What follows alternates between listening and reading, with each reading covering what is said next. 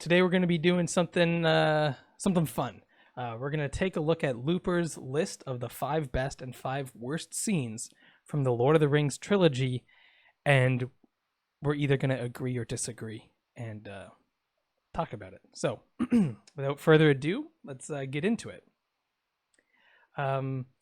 So the one of the best, we've got Gandalf takes on the Balrog and Khazad-dûm. Is there anything in the actual article that we should talk about real quick? Not the first part, no.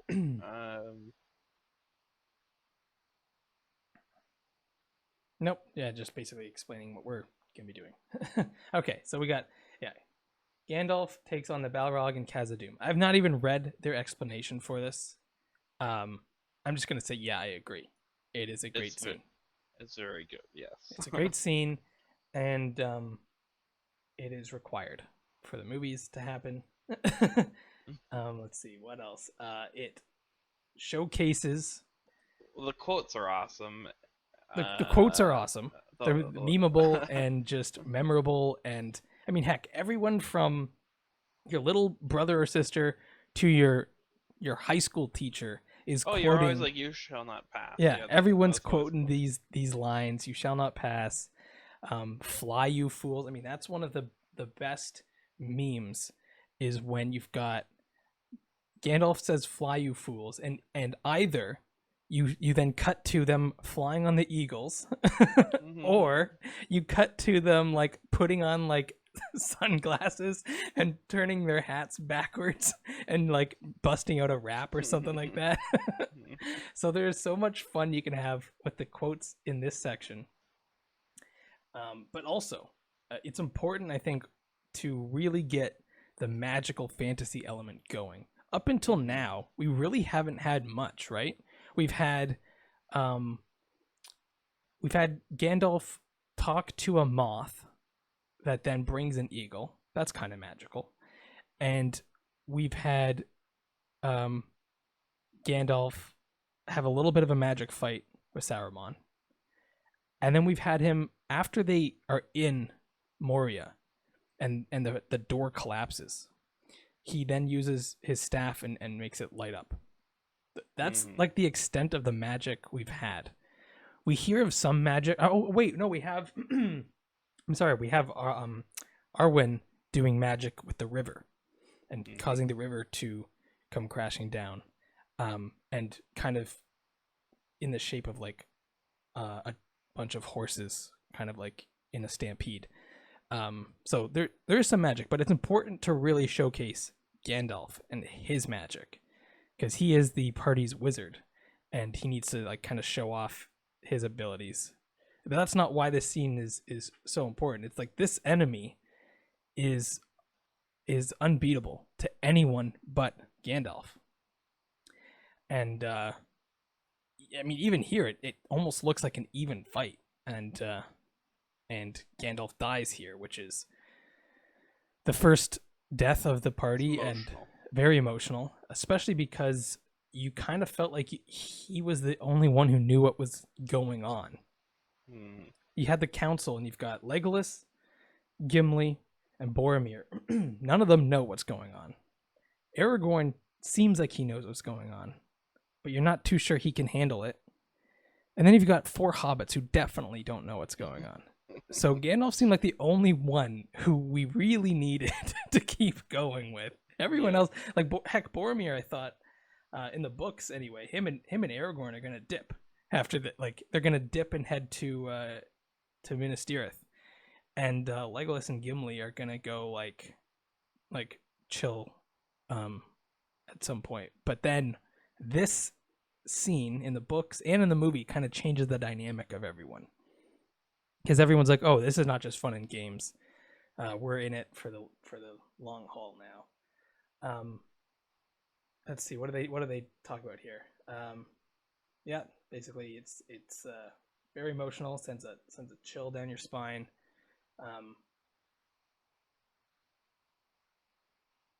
Yeah, you know that they do a great job on showcasing this Balrog, and how scary it looks. It's one thing that's weird about both the books and the movies. is the explanation for the Balrog. Because this is supposed to be like Gimli thinks there are still dwarves here, right? Mm-hmm. He thinks like all's good. And they get there and it's overrun by orcs or I get goblins, potentially orcs, depending on which side of the fence you're on, if they're the same or not. And so it's a little bit not clear why the Balrog is here. They kind of chalk it up to Pippin accidentally knocking the bucket down the well in the movies, which is good enough for me. I do want more backstory on the Balrog. We don't really get that, but I do think that there is definitely more to be told here, and then just seeing this showdown, and also there's some underused quotes by Gandalf here, right? He says like this crazy name for himself, right? Like wielder of the flame of what is it? Anor. Yeah. I want to see the full quote. Can I find the full quote? The servant, I am the servant of the secret fire, wielder of the flame of Anor. That just sounds amazing. Yeah. Like he's just like little old Gandalf, and then all of a sudden he is the servant of the secret fire, wielder of the flame of Anor, and you shall not pass. Like he suddenly becomes this this amazing wizard just with the flip of a switch. Apparently in an earlier draft the line was, I am the master of white flame and you cannot come this way. I like the other way. Yeah, I like what he landed on. Yeah, I do think, yeah. Sometimes you just need to get the gist of it down and then you can really play with it. Yeah. Flame of Udun. Apparently he just made that up because it sounded cool, at least based on what I'm reading there on LordOfTheRingsFandom.com. We'll have to look into that more. Okay. Any more to talk about with the Balrog here? No. The article kind of just talks about how hard it is to convey that scene properly, and that they did a good job. But I think just the idea of that scene alone in Tolkien. No, it's scary too. Yeah, like it looks like a demon. It's satanic. Yeah, it's scary. All right.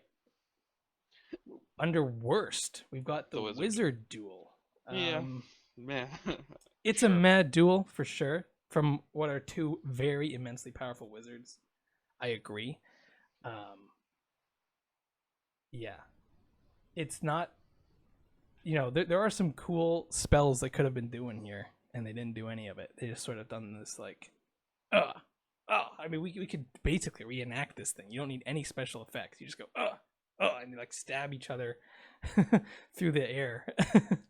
And then one of them takes the other one's staff, and then you got two staffs, and then you just fling them up into the ceiling.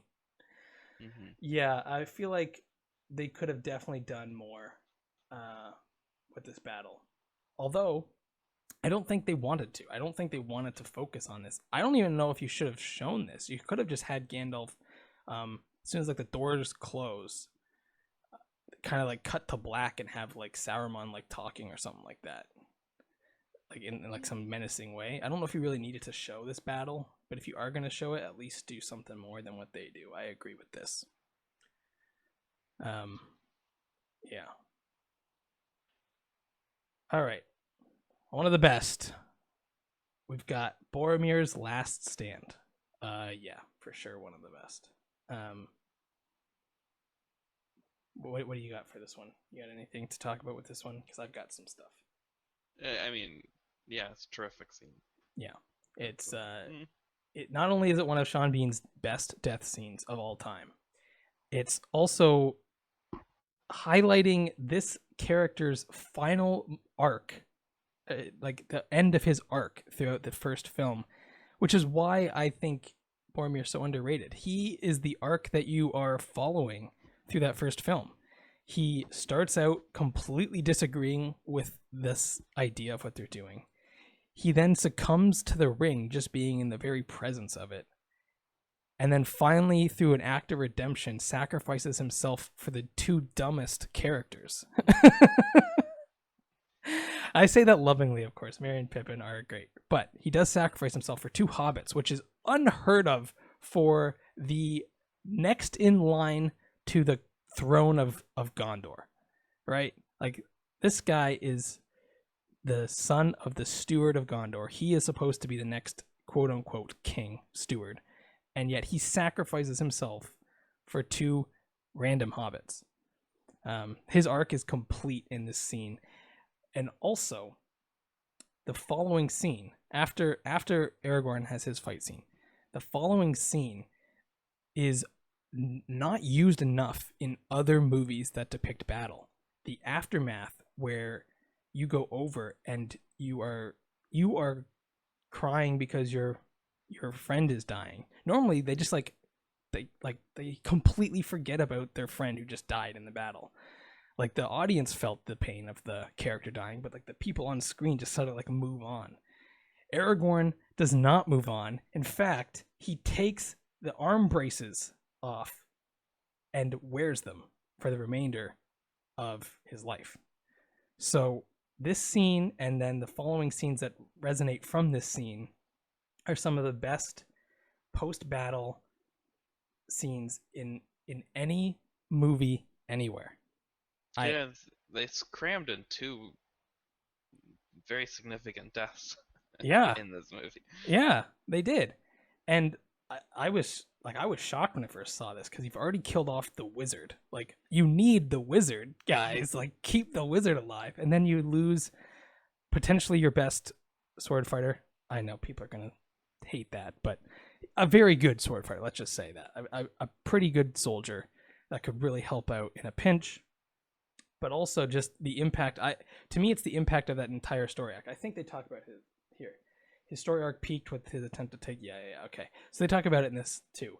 Is that his death is very significant because it comes right at the climax of his arc, and he has this moment of begging forgiveness from Aragorn afterwards, and then there's the line, um, you know, that like, don't let the White City fall, and like he's he's begging Aragorn to become the king and save his people, which is the line that we start out with hearing from him. He only cares about his saving his people. He's not there for power. The ring does corrupt him, but he's not there to be just like some powerful overlord. He wants to help Gondor, and The ring. with the ring, he wants the people not to die. And one of my favorite lines from the movies is, "By the blood of our people are your lands kept safe," because he feels his company, his troops are on the front lines every day fighting orcs, and everyone else has kind of forgotten that this is happening. So Hmm. very powerful scene, and definitely one of the best. Um, I argue one of the best in any movie ever. Just everything about this scene, from the actual combat to the emotion, and then how the characters respond to that. You've got Legolas and Gimli in the back. Legolas is like kind of saying a like little prayer. You can kind of see in his face he's saying like a little prayer to himself about what's going on, and Aragorn is he kneels down and kisses his forehead in a very loving, respectful way. Um, Someone that he is going to honor in death, and he does. In fact, in the last shot of Aragorn, when he's dying and an old man, he's still wearing those arm braces, which I always love to point out. All right, worst. The Yeah, Entmoot's sheepish decision. I disagree. I disagree with this one. What do you think? it's not a bad scene. But yeah, I Yeah. mean the whole thing. It's no, it's kind of cool how it builds up to they don't want any part of it, Yep. and then they Yeah. I think it's actually important. I think that Mhm. you need the Ents to not just be war hungry, crazy trees. You need them to be like, this is not our fight. We're just trees. You get out of here. And so these hobbits are right. Like, you're part of this world, and whatever happens, it's gonna harm you and affect you in a way. And you can't just sit here with your head in the sand, so to speak, or whatever trees would say about that. Um, and it's only when they see the effect that the world is having on them right this moment that they become riled up. And I think that's important because people think this way. They're like, oh, that's not going to affect me. I don't have to worry about it. But they just don't have the foresight to think about it. And I love the fact that they take so long to decide. Like, I kind of feel like this is like a jab at like We just politics or finished something. saying good morning. Yeah. Like I think they're like jabbing at like bureaucracy. Like like look how long it takes these guys to decide to even like that these guys aren't orcs. Like, we have decided you are not orcs. Well, that's good. I mean, Gandalf said that they weren't orcs. Move on. Come on. Um, yeah. So I actually think this is an important scene, and one that actually needed to show the lifestyle of the Ents and how that they aren't normally part of these sort of dealings with other races. They don't go to battle willy nilly just because two hobbits show up and tell them to. Yeah. Here's an interesting one. Best, would you like me to find you a box? Who Uh, cares? it's a joke. It's This not is the the best best scene. scene. Yes, Gimli, it's kind of showing their friendship is growing and that they're joking with each other. But we already had that when Oh they wow. first meet the Aromir's company out in the plains of Rohan, and they kind of hail them down. They come over, and Gimli says, "Tell me your name, Horse Master, and I shall give you mine." And then that guy says, "I would cut off your head, dwarf, if it stood a little higher from the ground." Legolas then flips out, draws a bow and arrow, and said, "You'll die before your stroke fell." That scene is way better than "Give me a box" or "Would you like me to find you a box?" Way better, way more emotion, and that is showing the true friendship that those two characters have. Not this box scene. This box scene's fun, Mhm. as is the you're gonna have to toss me. I cannot jump the distance. Don't tell the elf that stuff later They on. do a lot of that. Yeah, yeah. That's way more fun than "Would you like me to find you a box?" It's fun, but come on, No, not best. not the beard. Is Yeah, yeah. Like there's so many good scenes. There's no way this is the best. What are they saying about this? Yeah, so they're saying what I'm saying, that this is showing that their friendship is blossoming. I've already pointed out two scenes that way better depict the kind of respect they have for each other. And that fact that Legolas is going to shoot Aeromir in the face with a bow if he even looks at Gimli the wrong way. So that is what I'm looking for, not this box silliness. All right. All right, worst. Gollum beats Sam. I don't think Yeah. this is the worst. No, it's good actually. They're talking. It's going on about how they don't like how Frodo just dismissed Sam like that. It's outrageous. Mm-hmm. But I guess there's an element there of Frodo didn't think Sam was empathetic enough about the effect the ring has had on Gollum, That's and right. Frodo sees a lot of himself in Gollum, That's right. and I guess there's also corruption from the ring too. That Yep. and and we see the precursor to this where um they're talking about lambus bread. They offer some to Gollum. He doesn't want any. um and all they have left is lambus bread. Now, we know that Sam is being very good about rationing. Frodo is off in his own world, has no idea what's going on. Sam is in complete control in terms of what they do, where they go. Frodo's like in like a fog.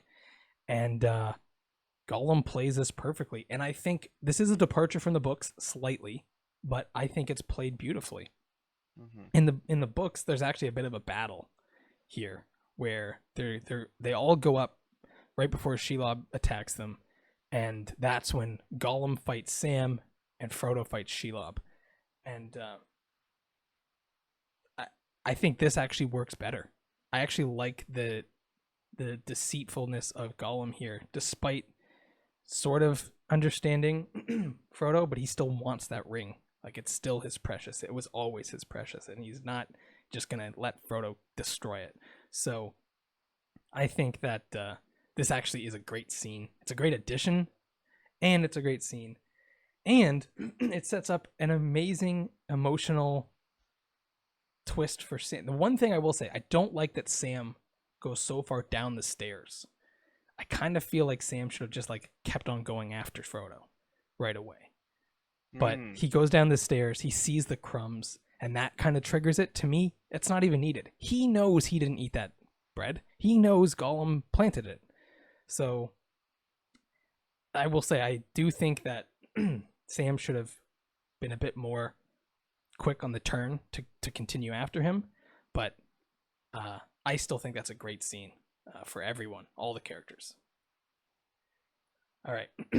The arrival of the Rohirrim at the Pelennor Fields. This is a great scene. It's epic. It's got an amazing speech. We're gonna do a speech video one of these days, and it's gonna show all the speeches, and this is one of them that's gonna be on that list because there are a few scenes that I get chills for every time I see them. It doesn't matter what I'm doing. Like I could just be like blindly scrolling through YouTube, and I come across one of these scenes. I immediately get emotional about them, and I immediately get a chill down my back. And this, even thinking about it right now, I'm getting it. This scene is one of them. They say this is the best, right? Yeah, okay, this is one of the best. There are some really good lines in this battle, but the speech at the speech leading to this battle about when Aragorn and the company, like Aragorn, Legolas, and Gimli, they leave to go do some, like these guys don't know what they're doing, so they just leave. They just dip in the middle of the night, and then these guys, like some of these soldiers, are like, they leave because there's no hope, and then they've got the whole like, no, but we will meet them in battle nonetheless. That's great. And then you got this, and then it's just the going back and forth across the line, and just everything about it. And I will point out, this is an amazing battle tactic that people talk about, where they do it both in Helm's Deep and here, where you do it at dawn just as the sun is coming up, so that as you charge in, the enemy can't even see you very well because they're looking directly into the sunlight. And yeah, it's an amazing scene, and I think it looks great. Like even this image looks great, and I know that half of these are CGI. So yeah, I don't know. I don't know what else to say about that scene. That scene's just epic. All right, moving on. The worst, the ghosts. I think they're critical of it being glowing green. I see. How do they want it? Let's see.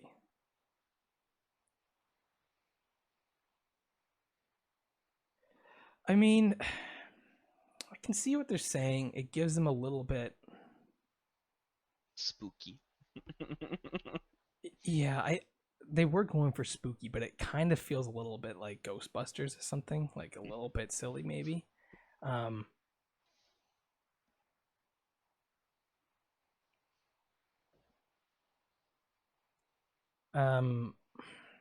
I never thought about it being out of place. It didn't feel out of place. Yeah. In the comment section, if you thought this was out of place, let us know, because I didn't even think about this. This is not even a scene I would have thought about being on a best or worst list. They're just ghosts, and in this world, I just accept that they're ghosts. I don't even think about the colors. I do love the scene, and maybe that's why they made them green, is so that you could actually see them better. Where they're in that sort of cave, that underground area, and this leader of the ghost army goes to like stab at Aragorn, and Aragorn blocks it. He's like, "You will suffer me." That is cool.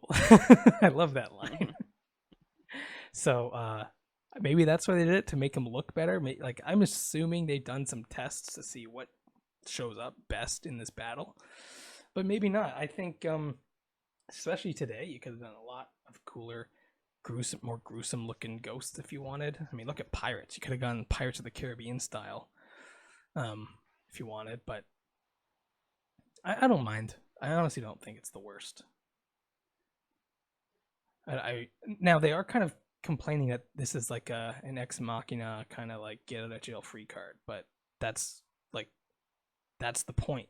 The point was this battle was unwinnable, but luckily the true king showed up to get these guys to fulfill their oath. Whether or not you like that idea in a story or not, I mean, I agree. I prefer to have a bit more payoff for some of the characters.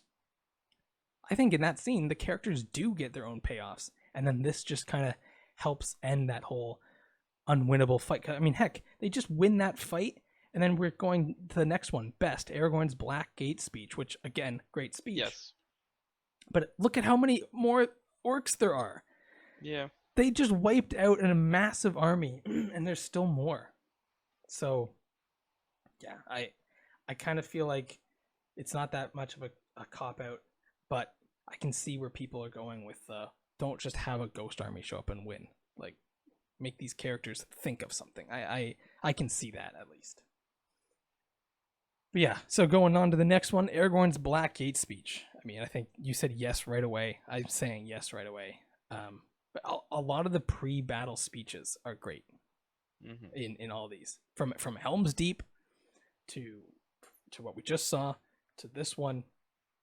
I mean, heck, even pre-battle speeches that aren't like in front of a whole company, like when Pippin and Gandalf are sort of sitting in Minas Tirith, looking out over like the dark skies, and he's like, "I don't want to be in a battle, but waiting on the edge of one I can't escape is even worse." Also, great scene. Like, also just a nice, like, they didn't leave that. They didn't just skip over that and just cut to the battle. Like they showed us these characters not liking what's about to happen, and I think that's important. And it kind of really adds some emotion behind what we're about to see, which is a battle, which has its own emotion. But we want to care about these characters, and Aragorn's Black Speechgate makes you care about him even more because of how much he cares about Frodo. And I will point out that this is, I think it's his idea also in the books to do this. So I like that point, that Aragorn is the one that becomes the king by doing this, basically. They're basically like, we're going to keep fighting this until we win or die, because we can't just sit back and let all these guys stand between Frodo and Mount Doom. Let's see, what do they say about this? Yeah, there's a bit of a weird character arc for Aragorn. They talked about that. I agree. Maybe we'll get into that. That's kind of because the books and the movies, in the books, he makes up his mind pretty early on that he's going to be king. In the movies, he doesn't, right? Like, in the movies, he doesn't really talk about it all the way up until near the end of Return. In fact, they shouldn't have named it Return, maybe, because then it was kind of giving it away. All right. Worst, the reunion. Oh, come on. Give me a break. Looper, what are you doing? You're going to take the meme route and say all the endings are useless? Have you read the books? There's like 5 endings in the books. Heck, there's still a battle at the Shire in the books after this. No, this is not the worst. I like it. It offers closure. I like it. I don't care what. Okay, what do you have to say?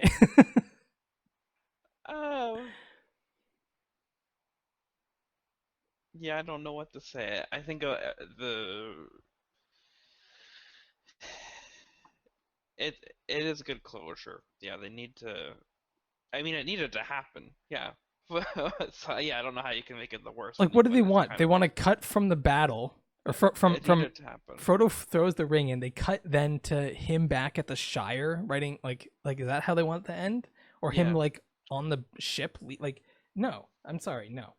No, this had to happen and I like it. I think the filming of it was cheesy for the early 2000s and now it's definitely joked about just the way they film this, but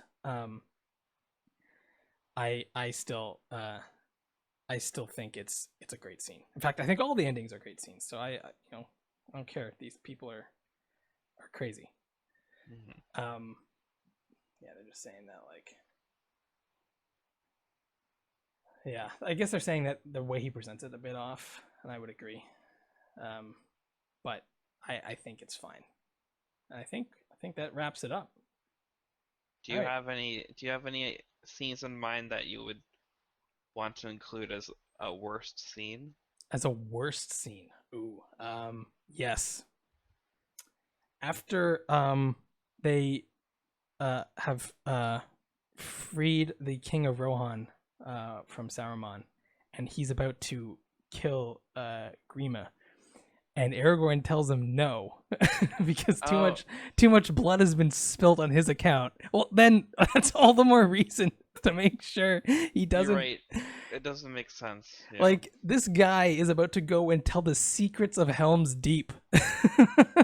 Like now in the movie, I guess Saruman already knew how to defeat Helm's Deep, but imagine if he didn't. And then Grima shows up and he's like, "Oh, there's like this tiny little ditch where they drain water out. That the wall's the weakest at that point. So if you had Yes. some way of like causing damage, that's where I would do it.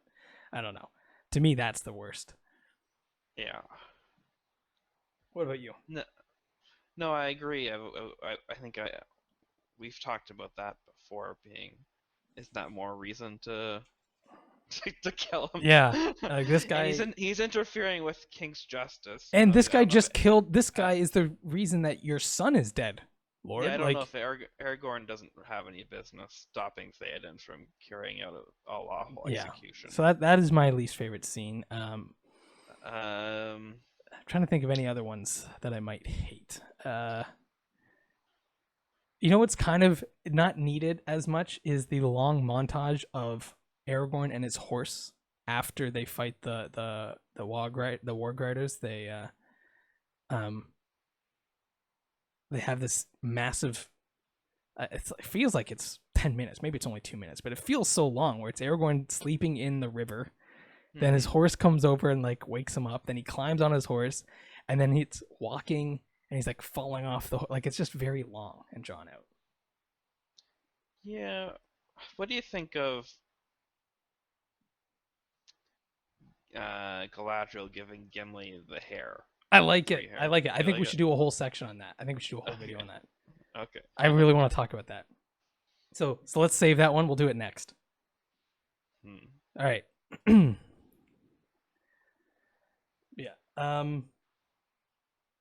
Thank you guys so much for watching. If you guys have any scenes that you think are the best or the worst, leave them in the comments down below. And yeah, please like and share this video.